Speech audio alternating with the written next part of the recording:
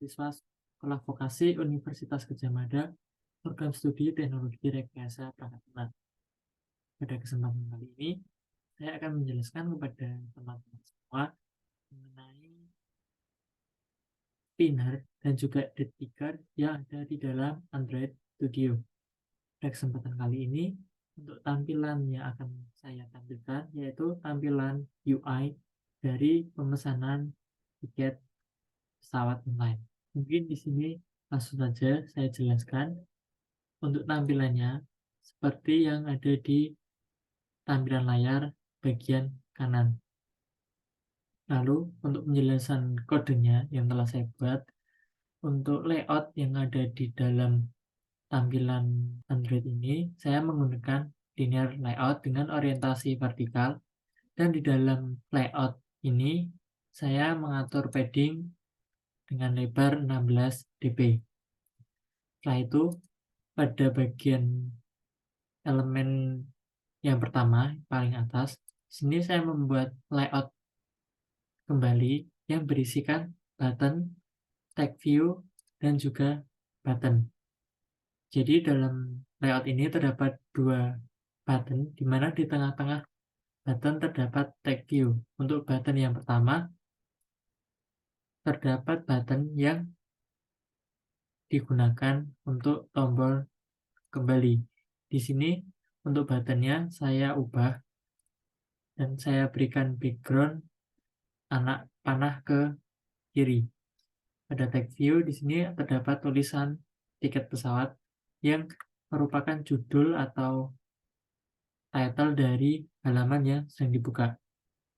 Lalu untuk yang button kedua, terdapat sebuah tombol tombol notifikasi yang nantinya dapat memunculkan notifikasi yang ada dalam aplikasi. Setelah itu, di sini saya membuat layout kembali di bawah layout yang pertama. Untuk layout yang kedua ini, saya mengisikan dengan dua button. Yang button pertama itu button ketika kita akan memilih tiket pergi ataupun pulang. Dalam hal ini, tiket yang dipilih adalah tiket PP atau pulang pergi.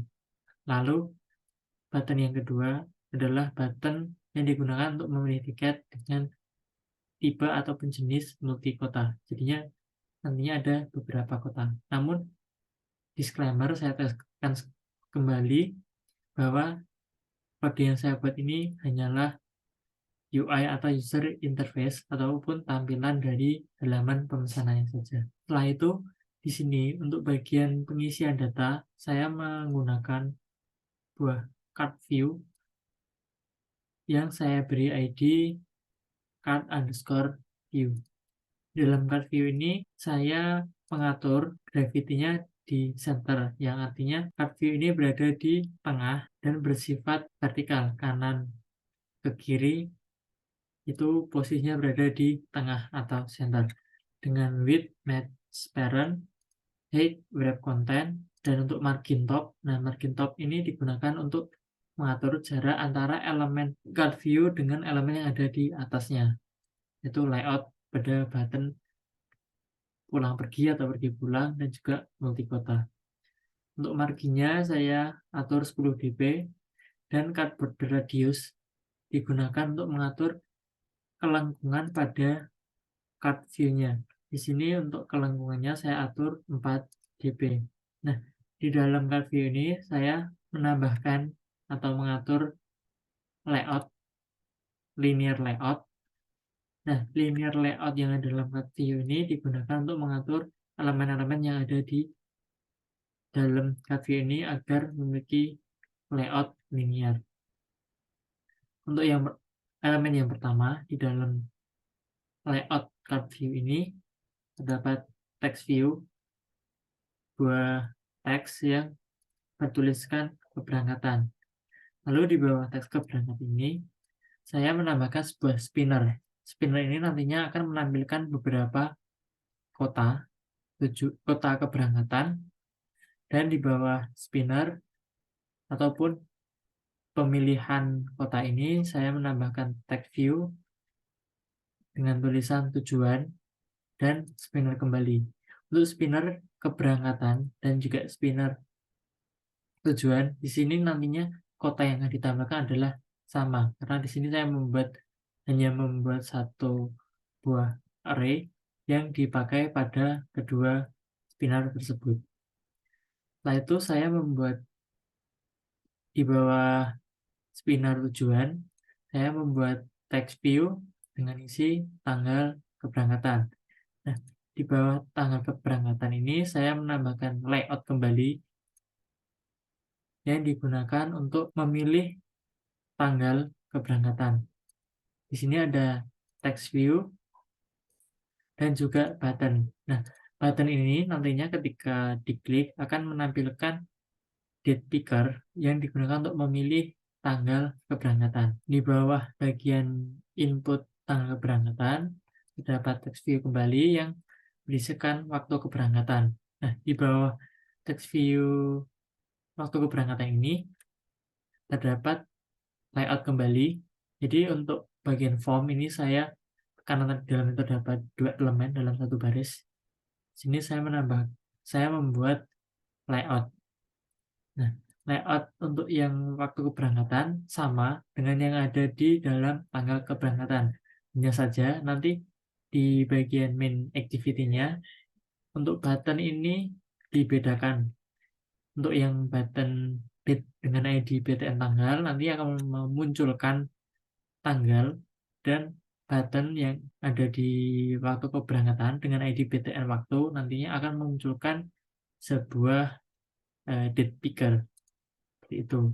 Nah, setelah itu di bagian bawah card view ini terdapat button BTN pesan. Nantinya ketika button pesan ini dipencat atau ditekan akan memunculkan sebuah toast atau notifikasi di bagian bawah layar, itu sebuah peringatan ataupun informasi bahwa tiket berhasil dibuat. Nah, untuk logiknya seperti apa? Untuk logiknya ada di bagian main activity. Di sini untuk mengkonfigurasi antara kode Kotlin dan juga kode XML, saya menggunakan fitur binding.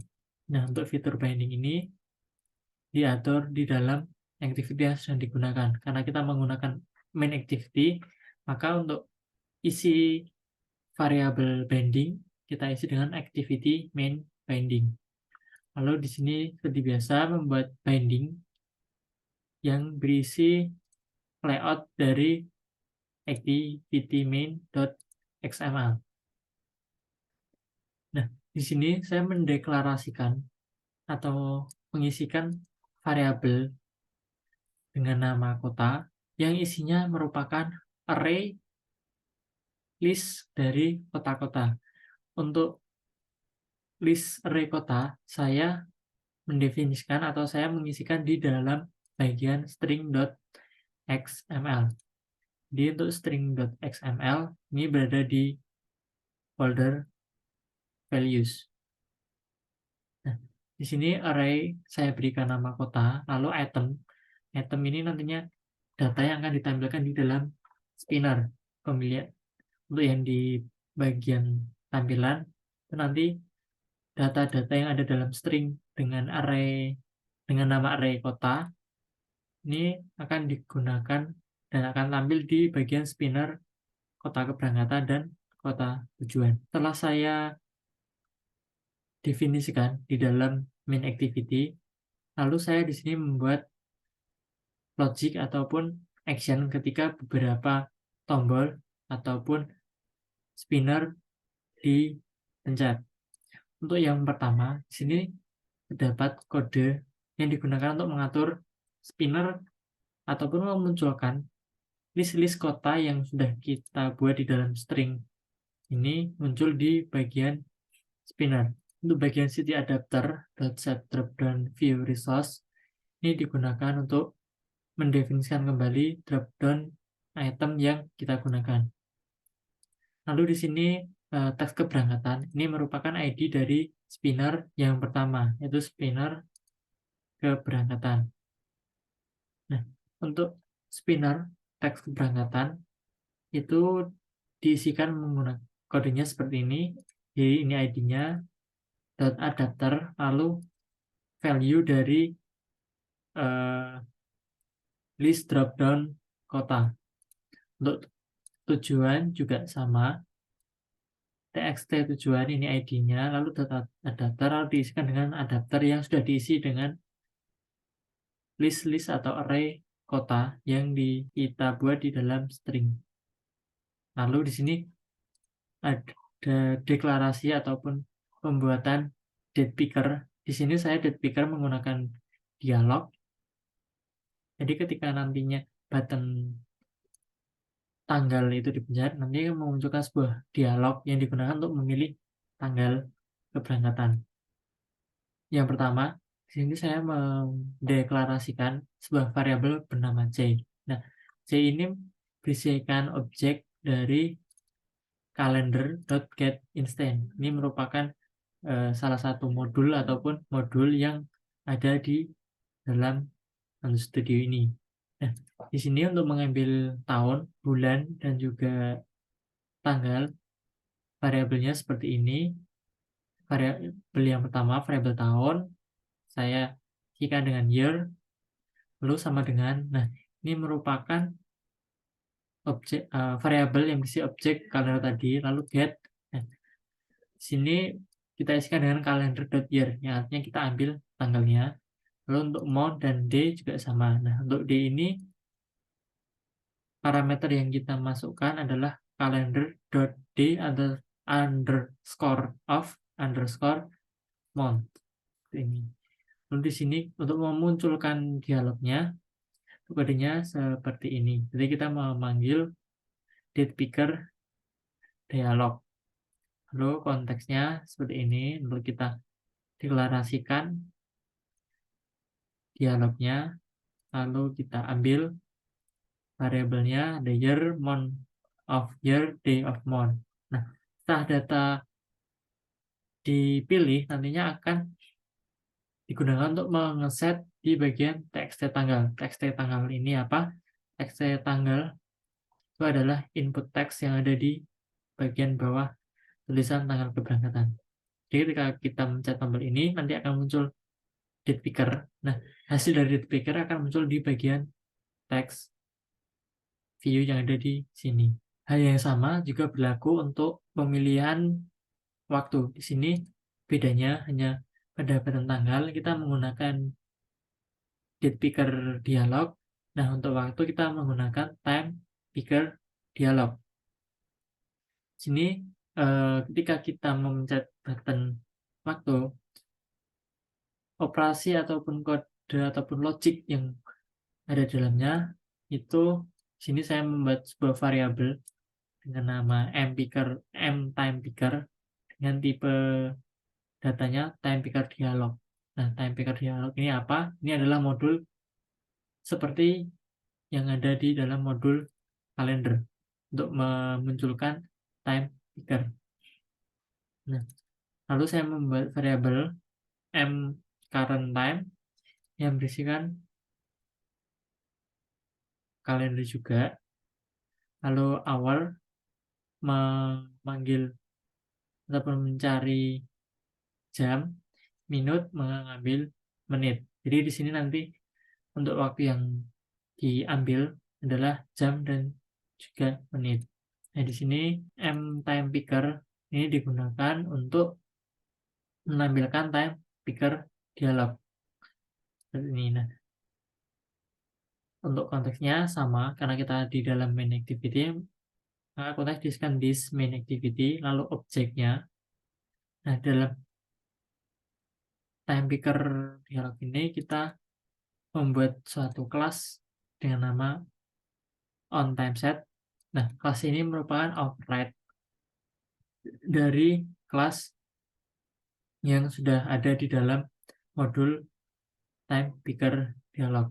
Di sini parameternya ada dalam view, ada time picker, terus ada hour of day dengan tipe data integer, minute juga memiliki tipe data integer.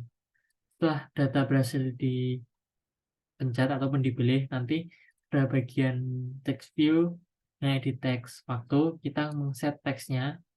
Nah, di sini untuk memasukkan ke dalam text view kita ubah dulu formatnya menjadi string, karena untuk data yang diambil dari time picker ini bukan merupakan string, karena data yang tampil dalam txt waktu ataupun text view ini harus berformat string, makanya kita ubah dulu dan formatnya seperti ini.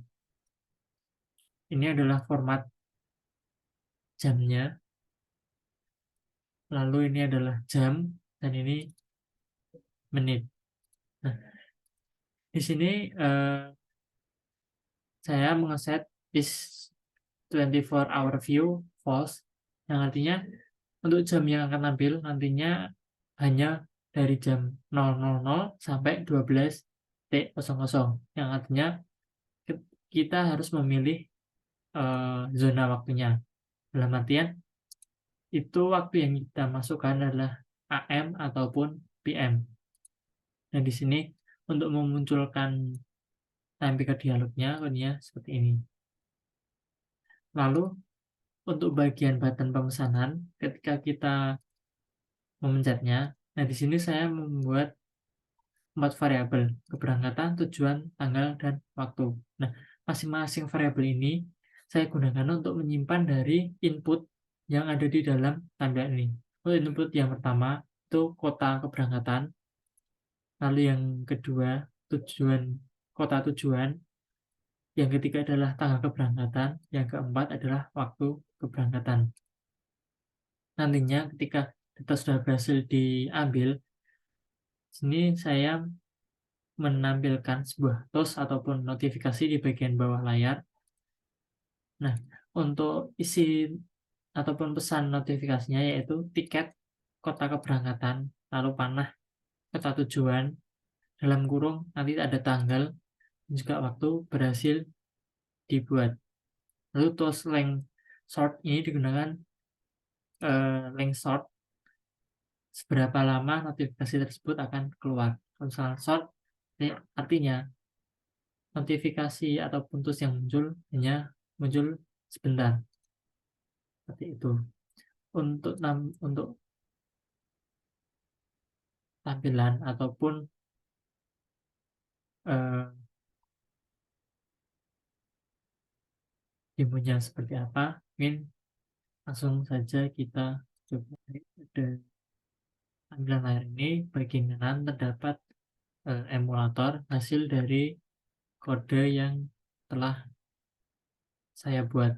Nah, untuk demonya seperti apa? Demonya untuk button pulang pergi dan juga multi kota, di sini saya tidak membuat logiknya.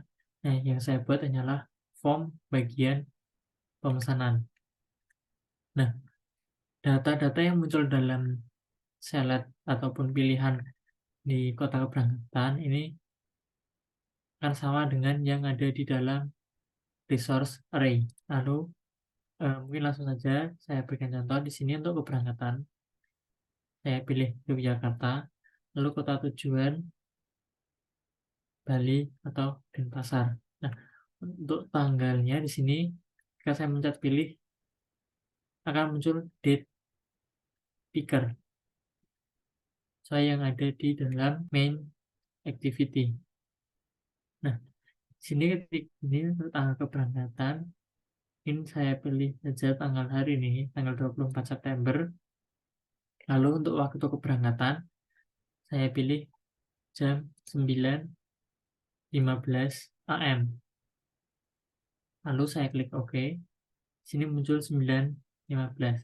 Lalu ketika saya memencet atau menekan tombol pesan, nah akan muncul informasi seperti ini.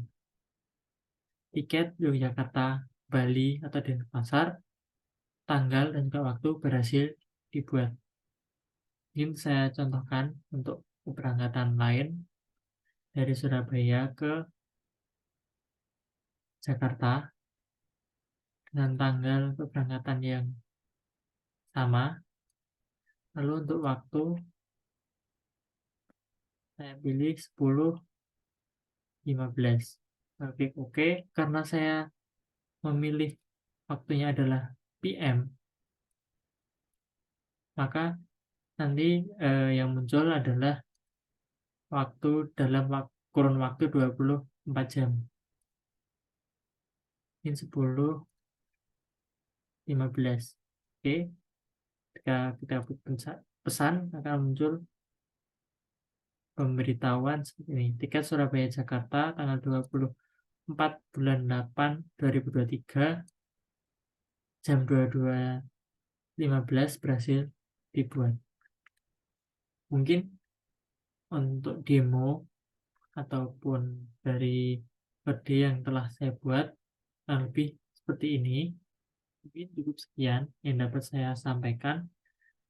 Saya memohon maaf apabila saya dalam menjelaskan kode yang telah saya buat ini masih terdapat banyak kesalahan atau kekeliruan. Saya tutup.